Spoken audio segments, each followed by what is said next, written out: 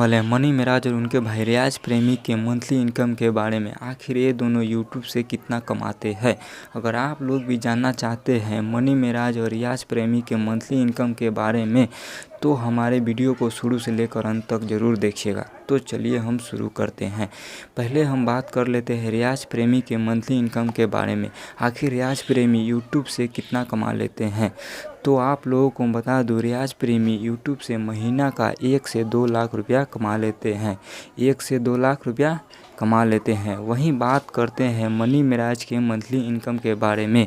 आखिर money Miraj YouTube से एक महीना में कितना कमा लेते हैं। तो आप लोगों को बता दूं, मनी मिराज एक महीने का 4 से 5 लाख रुपया कमा लेते हैं। हाँ जी दोस्तों, आपने सही सुना, 4 से 5 लाख रुपया कमा लेते हैं।